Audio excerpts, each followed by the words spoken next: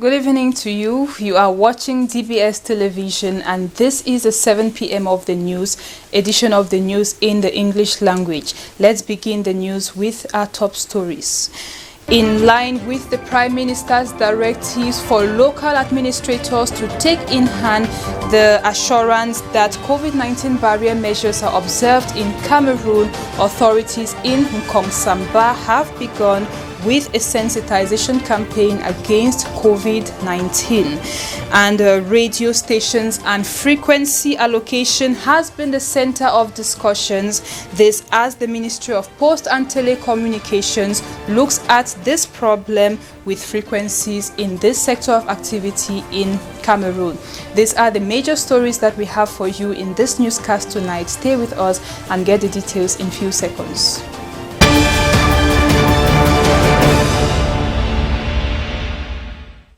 If you just joined us, then you are watching the 7 p.m. edition of the newscast in the English language here on DBS Television with me, Cynthia Nguemo.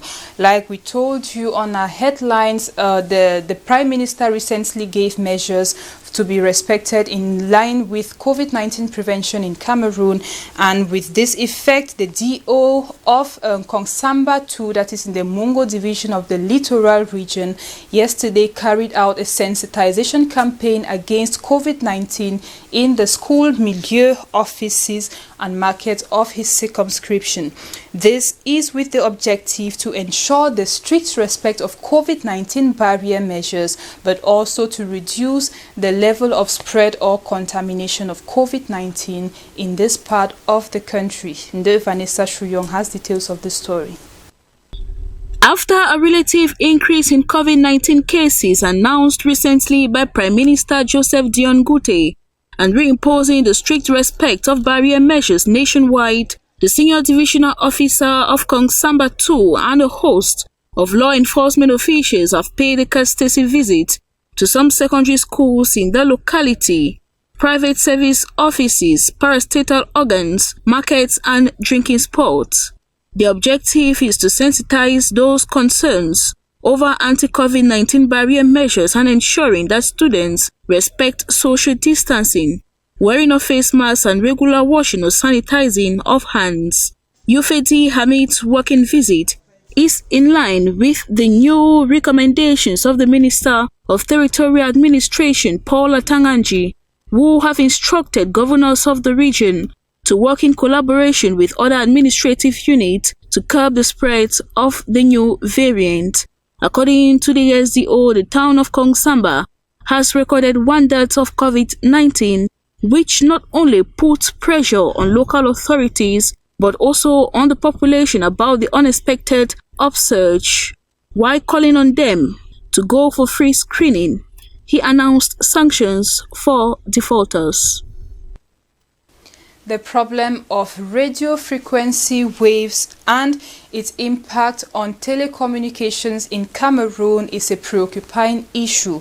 This remark was made this Tuesday at the opening of the ordinary session of the 26th edition of Inter-Ministerial Board for Radio Frequencies Band Allocation in Cameroon. Ate Bonaventure, who took part in this ceremony, now reports. Improper use of radio frequency creates harmful interferences and provokes poor quality services. The 26th ordinary session of the Inter-Ministerial Board for Radio Frequency Band Allocation seeks to examine these vices related to illicit use of bands and call defaulters to order. We are going to continue to ensure that there is no interference during the hosting of big events like the CAN in the FM band and television and mobiles, and also to ensure the safety of the airport communication. When I say airport communication, I mean communication between the plane and the tower. The board members are to draw an action plan for 2021 and adopt a new budget. The board is going to examine how the projects and other activities it had directed in its previous sessions have been executed.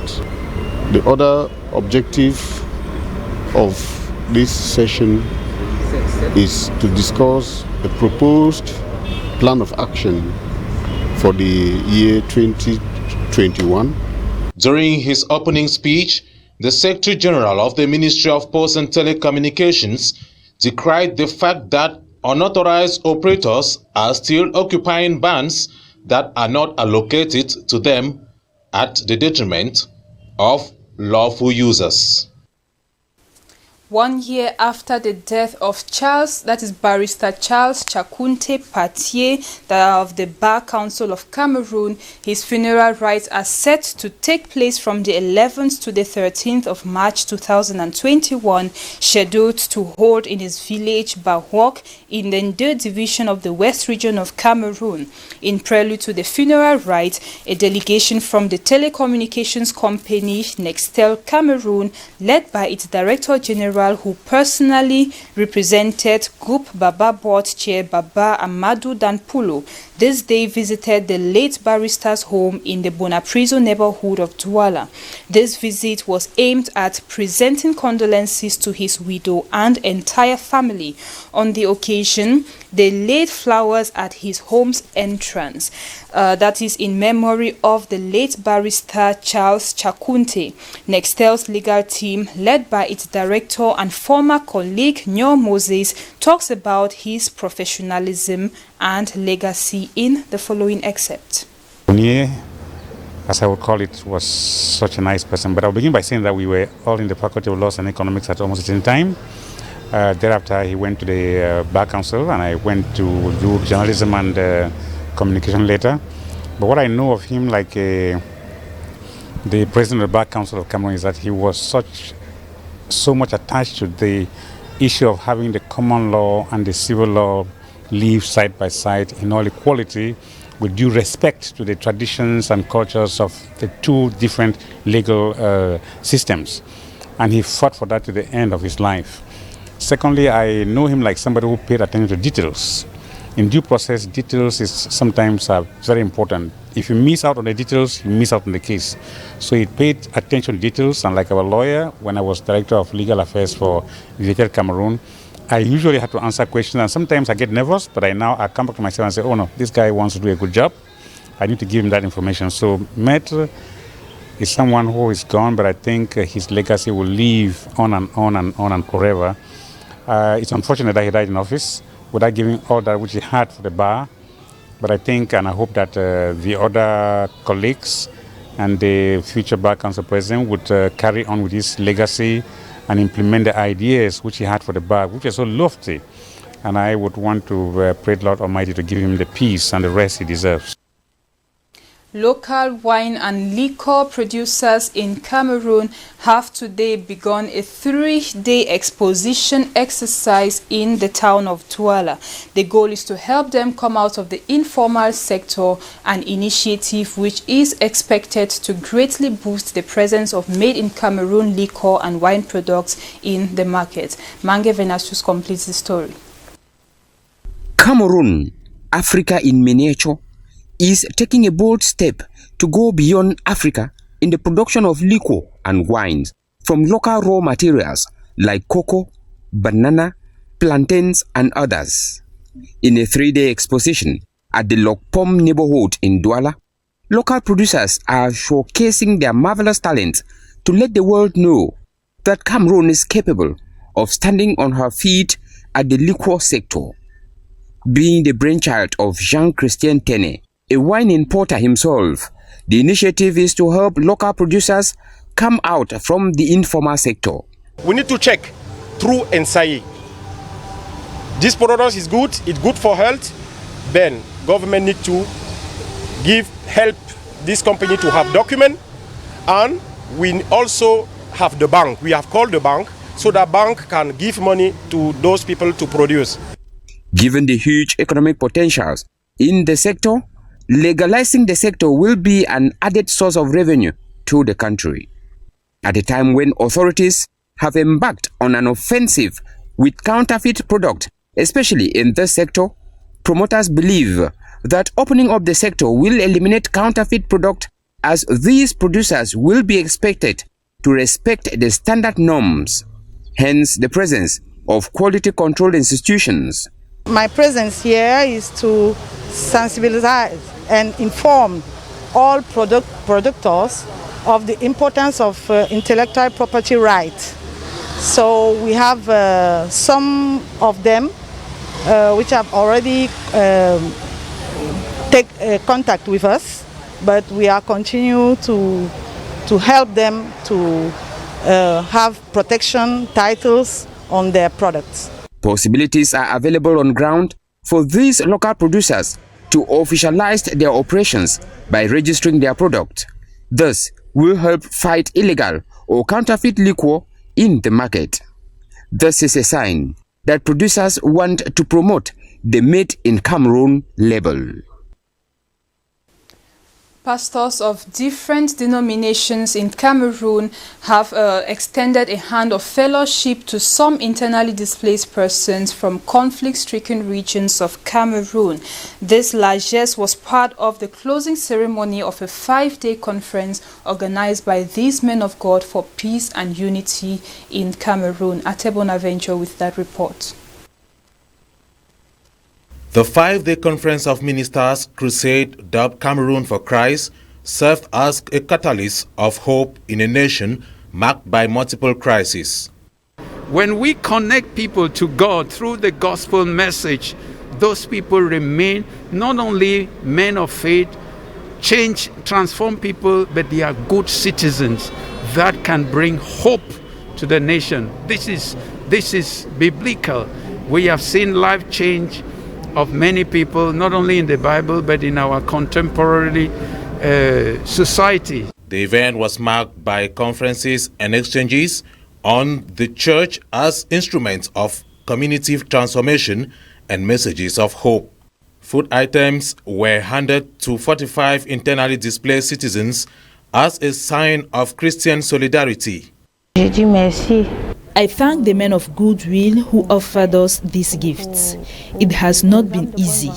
God will bless them. I bless this movement, the men of God, and bless all those who God has used to make this gesture.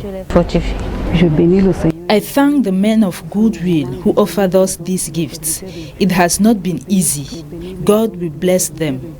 I bless this movement, the men of God, and bless all those who God has used. It was an occasion for the men of God to pray for peace, unity, and prosperity in Cameroon. 135 military personnel from the Central African Republic who had been living as refugees in the East region of Cameroon have officially been repatriated to their country. This followed an official ceremony presided at by the governor of the East region of Cameroon. This Mange Venasu says is a clear proof of the return of peace to their country. His report. Cameroon officially bid farewell to defense and security officers from Central African Republic who took refuge in Garoua Boulay since the outbreak of socio-political crisis that broke out in that country recently. In a farewell ceremony organized last Friday to repatriate 135 Central African Armed Forces, presided over by East Regional Governor Gregoire Mvogo, who represented Cameroon's minister delegate in charge of defense. War equipment were given back to these Central African forces, such as arms and their ammunition, communication gadgets, liaison vehicles, and their professional cards. According to the governor, this is a sign that calm has returned and these military personnel could go back to their country. Security is back at our border with Central African Republic. On the other hand, the representative of the Central African Minister of Defense and Reconstruction of the Army, Inspector General Leopold Bruno Izamo, expressed his satisfaction on what has been done to ensure the security of their military element, fed them, accommodated them, and given health care by Cameroon government. These, he says, are fertile grounds for a bilateral cooperation on the security of our borders. These former refugees were received by their compatriots with joy and celebration. Now we move on to news out of the Cameroonian borders, beginning in Senegal, where opposition leader Ousmane Sonko has called on fellow Senegalese citizens to join him in a nationwide peaceful protest. This comes shortly after his release following his incarceration for alleged rape. And in Equatorial Guinea, the number of human casualties or deaths from the recent explosion at a military camp has risen to 98. This is what Rogeatu Buba tells us in the following Africa Roundup page. Let's listen.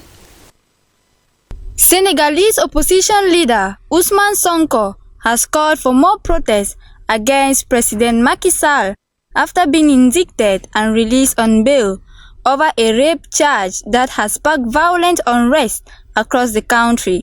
He is accused of assaulting a woman who worked in a beauty salon. Senegal has been rocked by this unrest, which is its worst in years. At least 5 people have been killed in clashes between security forces and opposition supporters who allege that the rape charge is designed to smear Sonko. Later in central Dakar, security forces fired tear gas to disperse thousands of his supporters. The Sonko affair has drawn analogies with Karim Wade, the son of former President Abdoulaye Wade, who was prevented from running in the 2019 elections after being convicted from graft. The death toll from the explosions that occurred in Equatorial Guinea's economic capital, Bata, has risen from the original 20 to 98, according to recent reports. 600 others are injured after multiple explosions at a military camp. The cause of the devastating explosion is said to be from bushfires made by farmers of the area, which extended to armed store of the military camp, provoking a series of explosions. The Equatorial Guinea Health Ministry said it had prepared a mental health brigade made up of psychologists and nurses to attend to the victims of the blast. The damages are not only physical but mental. Spain is expected to proceed with the immediate dispatch of a shipment of humanitarian aid.